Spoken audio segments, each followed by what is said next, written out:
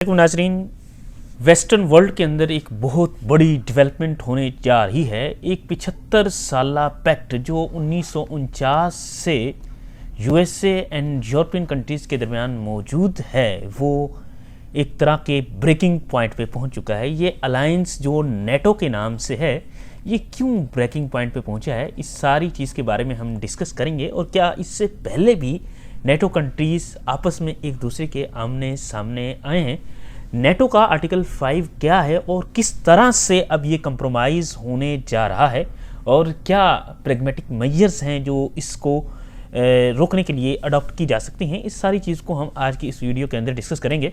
सबसे पहले हम देखते हैं कि यूएसए का जो ग्रीनलैंड के हवाले से स्टांस है, इसके ऊपर यूरोपियन कंट्रीज़ यूएसए के ख़िलाफ़ होते हुए नज़र आ रहे हैं। इससे ये महसूस हो रहा है कि नेटो के जो मेंबर्स हैं, यूरोपियन कंट्रीज़ नेटो का पार्ट है, और इसके अलावा यूएसए एंड कनाडा भी नेटो के पार्ट है। कनाडा और यूरोपियन कंट्रीज़ एक साइड पे हैं, जबकि यूएसए दूसरी साइड पे है, और इनके दरमियान एक तरह की मुठभेड़ होने का ख़तरा है। इसके हवाले से जो डेनमार्क के प्राइम मिनिस्टर हैं, वो कहते हैं कि if the United State chooses to attack another NATO country militarily then everything stops, that is including our NATO and thus the security that has been provided since the end of the Second World War। वो ये कह रही हैं कि अगर USA किसी भी NATO country के ऊपर अटैक करता है, तो इसका मतलब है कि जो सेकंड वर्ल्ड वार के बाद से एक अलायंस चल रहा है, वो सब कुछ ख़त्म हो जाएगा। क्राइसिस क्या है ये एक्चुअली? ट्रंप की जो एडमिनिस्ट्रेशन है, उसने थ्रेटन किया है कि वो ग्रीनलैंड का कंट्रोल हासिल करेगा। ये ग्रीनलैंड एक जजीरा है जो अटलांटिक ओशन में मौजूद है। यहाँ पे यूएसए है और इसका कंट्रोल डेनमार्क के पास है। डेनमार्क यूरोप में मौजूद एक कंट्री है, और डेनमार्क खुद भी नेटो का पार्ट है और यूनाइटेड स्टेट भी नेटो का पार्ट है। अब इस पे कंट्रोल डेनमार्क का है। यूएसए की यहाँ पे मिलिट्री बेसिस मौजूद हैं, अच्छा खासा इन्फ्लुएंस है यूएसए का, लेकिन यहाँ की जो गवर्नमेंट है वो डेनमार्क के कंट्रोल में है। यूएसए चाहता है कि इसको अपने साथ मिला ले, टोटली इस पे कब्जा कर ले, लेकिन डेनमार्क ये नहीं होने देना चाहता। ये सिर्फ डेनमार्क का स्टांस नहीं है, कनाडा भी यही चाहता है कि ये डेनमार्क के पास ही रहे। यूएसए के खिलाफ है कनाडा का स्टांस भी। इसके अलावा पोलैंड, जर्मनी, फ्रांस, यूके सब के सब डेनमार्क के हक में हैं, जबकि यूएसए इसको अपने कब्जे में करना चाहता है। अच्छा जी, अगर हम देखें आर्टिकल 5 को जो नेटो का है, ये सारे कंट्रीज नेटो के हैं। उसमें ये कहा गया था कि अगर कोई भी एक्सटर्नल एग्रेसर, कोई भी कंट्री नेटो के किसी एक मुल्क पे अटैक करता है, तो ये तमाम नेटो के ममालिक के ऊपर अटैक समझा जाएगा। एक्सटर्नल एग्रेसर की बात हुई थी, ये एक्सटर्नल डिफेंस था, लेकिन इंटरनल डिफेंस अब ख़राब होता हुआ नज़र आ रहा है, क्योंकि एक नेटो का कंट्री दूसरे नेटो के कंट्री के ऊपर अटैक करता हुआ नज़र आ रहा है। आपने देखा था आर्टिकल 5 की जो इम्प्लीमेंटेशन हुई थी सितंबर 11, 2001 में हुई थी, जब यूएसए के ऊपर एक टेररिस्ट अटैक होता है और तमाम नेटो कंट्रीज इस अटैक को अपने ऊपर अटैक तस्वर करते हैं। रिजल्टेंटली यूएसए नेटो की अफवाज को लीड करता हुआ अफगानिस्तान आता है। ये एक मैनिफेस्टेशन थी आर्टिकल 5 की, लेकिन अब आर्टिकल 5 का क्या बनेगा? अच्छा जी, क्या इससे पहले भी नेटो के कंट्रीज आपस में एक दूसरे के मद्दे मुकाबल आ चुके हैं? जी बिल्कुल आ चुके हैं। और ये किस तरह से आए थे, और इस दफ़ा का जो आमने सामने आना है, कैसे पहले आमने सामने आने से डिफरेंस है? ये 3 तरह से ये कंट्रीज आपस में आमने सामने आए हैं। कुछ दफ़ा तो ऐसे हुआ डायरेक्ट मिलिट्री कन्फ्रंटेशन हुई, कुछ दफ़ा इकोनॉमिक और नेवल स्टैंड ऑफ्स हुए, और कई दफ़ा ये हुआ कि ग्लोबल स्ट्रेटजी के ऊपर इनके दरमियान डिविजन्स पैदा हुई। सबसे पहले हम डायरेक्ट मिलिट्री स्टांस के हवाले से अगर बात करें, तो उसमें यह है कि ग्रीस और टर्की आपस में एक दूसरे के मुखालिफ हुए थे। आपको पता है टर्की और यूनान, ये दोनों के दोनों नेटो के पार्ट हैं। टर्की वो वाहिद एशियन कंट्री है जो नेटो का पार्ट है, और वाहिद मुस्लिम कंट्री है जो नेटो का पार्ट है। अब हुआ ये था कि 1974 के अंदर टर्की जो था वो सिप्रस के ऊपर अटैक करता है। सिप्रस एक एरिया है जो ग्रीस और टर्की के दरमियान मौजूद है और ये एक डिस्प्यूटेड एरिया है। इसके नतीजे में होता ये है कि एक अच्छी खासी जंग की सी सूरत हाल पैदा हो जाती है और इस जंग को कि कोई डायरेक्ट मिलिट्री कन्फ्रंटेशन होती है लेकिन कोई ख़ास नुकसान नहीं होता। ग्रीस जो करता है इसमें, ग्रीस जो था वो अलायंस के मिलिट्री कमांड स्ट्रक्चर से अपने आप को विथड्रा करा लेता है। 1980 तक वो इस अलायंस से बाहर रहता है, फिर बाद में शामिल हो जाता है। अच्छा, इससे क्या सबक मिला? ये जो वाला डायरेक्ट कन्फ्रंटेशन हुआ था, इससे सबक ये मिलता है कि जब भी इन ममालिक के दरमियान आपस में जंग होती है तो अलायंस के अंदर इतनी स्ट्रेंथ है कि वो इनके दरमियान जंग को रोक लेता है। ये तो थी टर्की और ग्रीस के दरमियान जंग, लेकिन जब यूरोपियन यूनियन, जब नेटो का सबसे पावरफुल कंट्री जो कि यूएसए है वो ही अपने ही मुल्क के ऊपर अटैक करेगा तो तब क्या बनेगी? ये सूरत हाल डिफरेंट है इससे।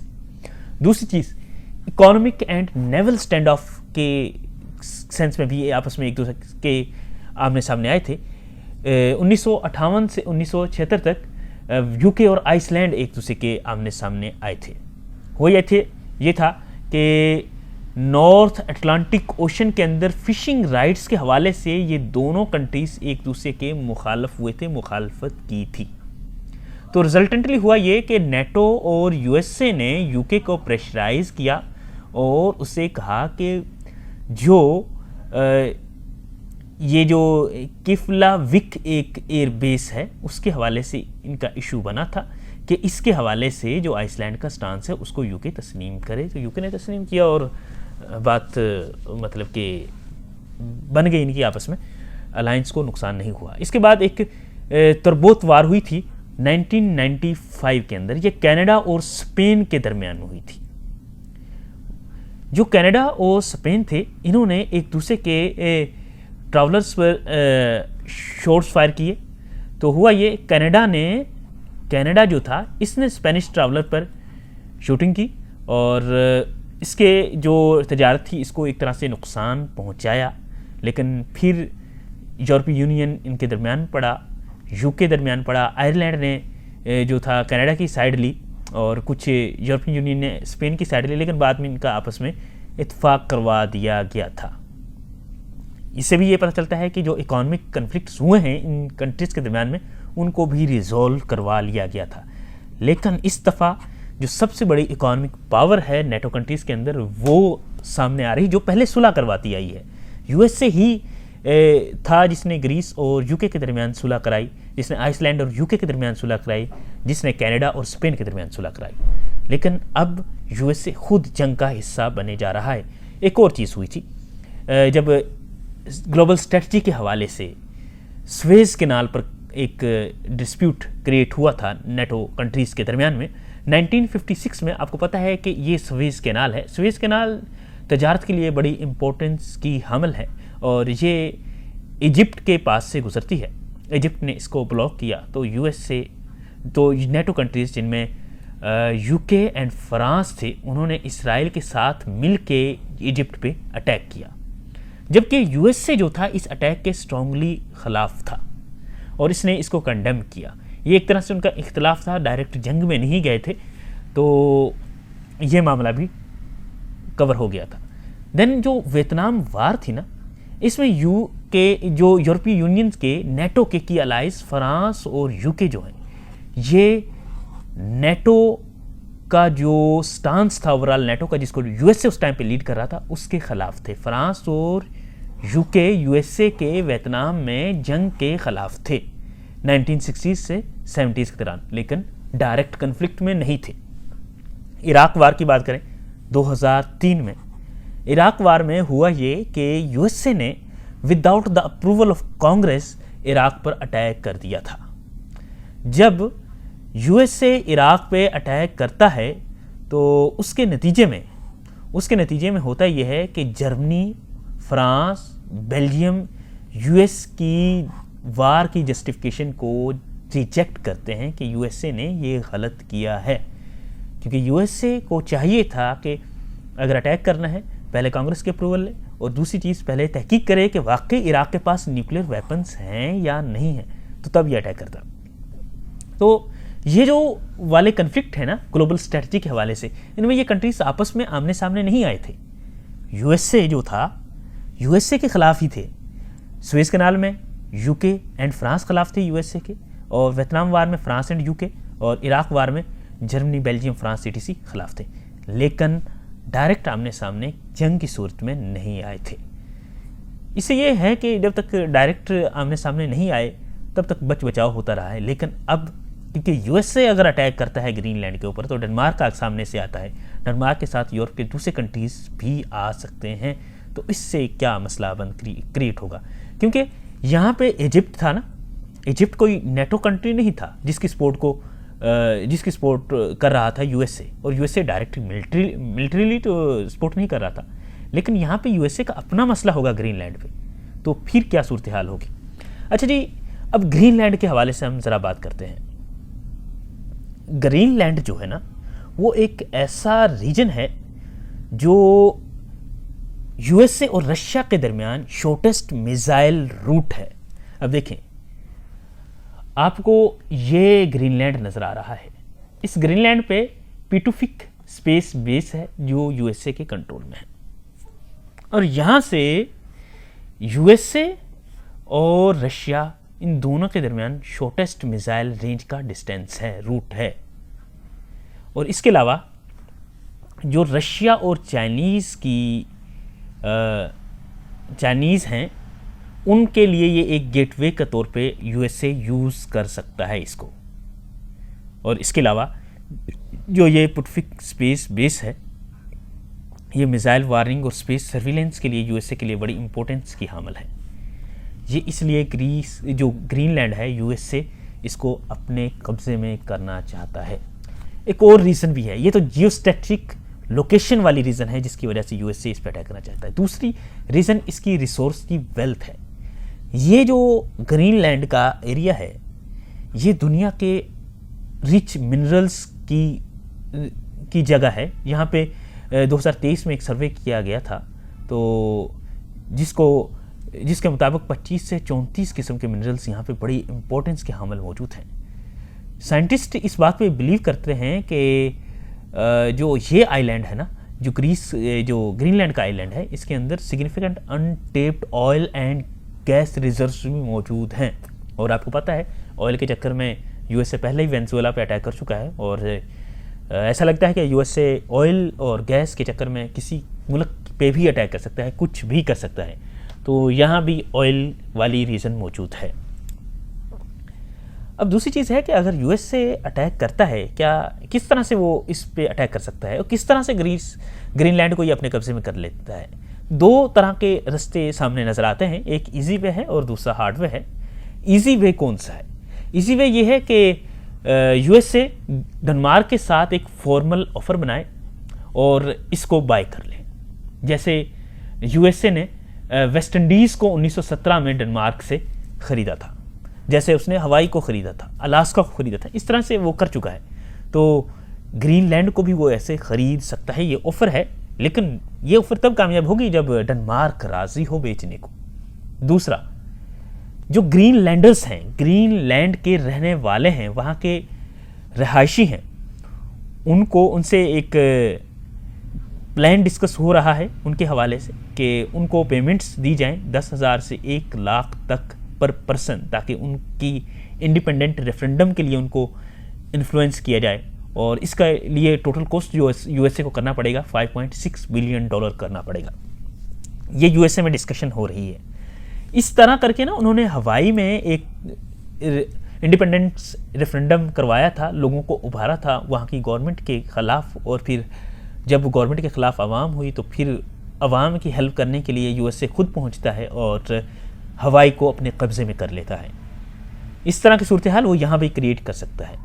इसके अलावा compact of free association, compact of free association में यह है कि यूएसए डेनमार्क के साथ एक सॉवरेनिटी शेयरिंग का एक एग्रीमेंट कर सकता है, जिसके तहत वो ग्रीनलैंड की जो डिफेंस है उसको कंट्रोल करेगा, ठीक है।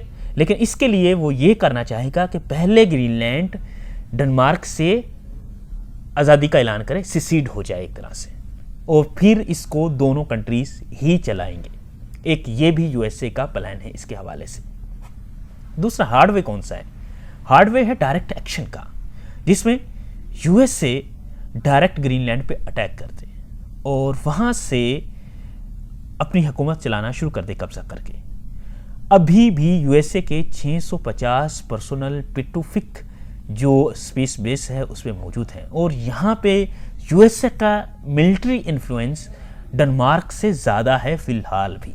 तो यूएसए के लिए कब्जा करना डायरेक्ट एक्शन में इतना मुश्किल नहीं होगा, लेकिन इसके जो नताइज भुगतने पड़ेंगे यूएसए को वो ज़्यादा खतरनाक हो सकते हैं, क्योंकि नेटो इसकी वजह से ब्रेकिंग पॉइंट पे जा सकता है, टूट सकता है। नेटो वेस्ट का सबसे मजबूत मिलिट्री अलायंस है।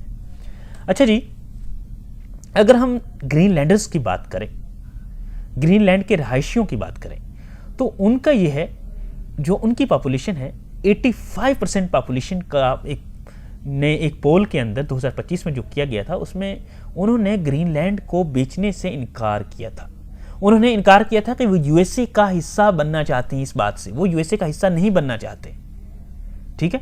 वो कहते हैं it makes me feel a little nervous, there is no need for escalation, you can't compare this to Venezuela. ये स्टांस है कि आप वेनेजुएला की तरह ग्रीनलैंड पे अटैक नहीं कर सकते, यहाँ पे डिफरेंट सिचुएशन है।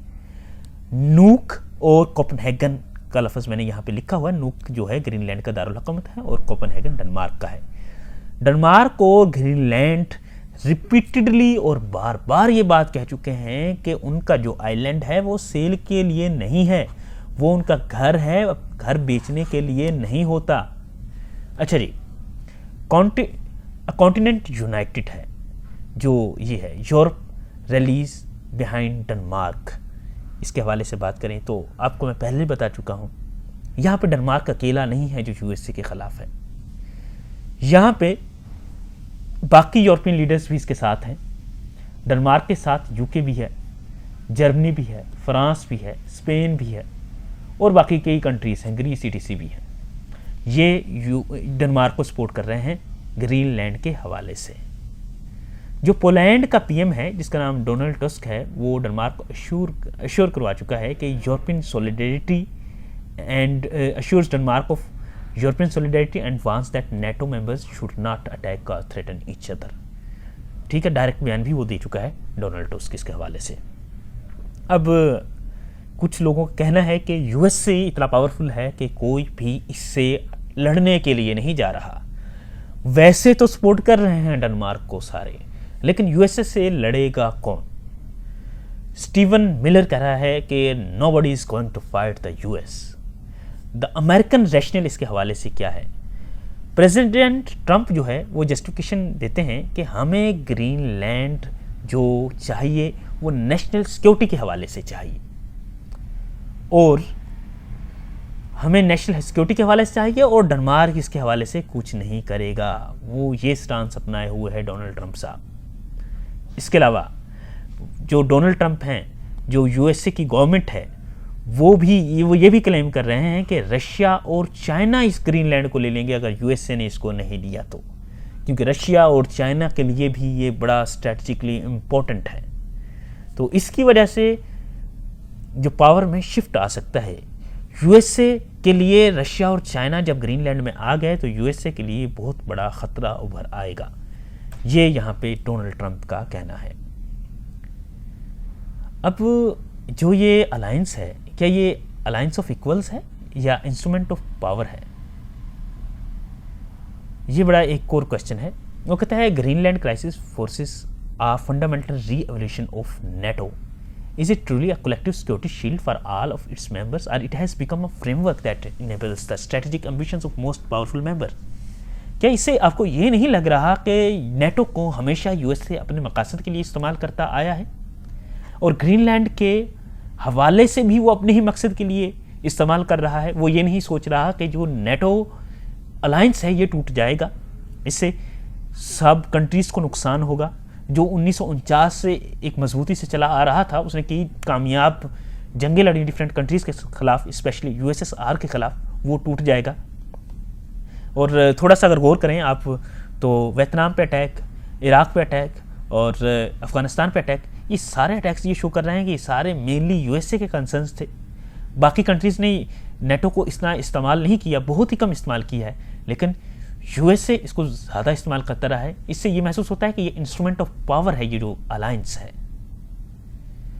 अच्छा जी, इसके हवाले से जेफरी शेस जो इकोनॉमिस्ट के एक राइटर हैं, वो कहता है Europe is far more likely to be invaded from the west than from the east. वो कहता है कि यूरोप को ईस्टर्न कंट्रीज से खतरा नहीं है, रशिया चाइना से खतरा नहीं है, जितना उसे यूएसए से खतरा है इन्वेड होने का। अच्छा जी, यहाँ पे आखिरी बात जो हम करने लगे हैं वो ये है कि ये एक्चुअली इनकी यूनिटी का टेस्ट है। क्या ये अलायंस जो है जो 1949 से बना था ये बरकरार रहता है या टूट जाता है? इसके हवाले से आपकी क्या राय है? जो भी आपकी राय है इसके हवाले से आप कमेंट में हमें बता सकते हैं।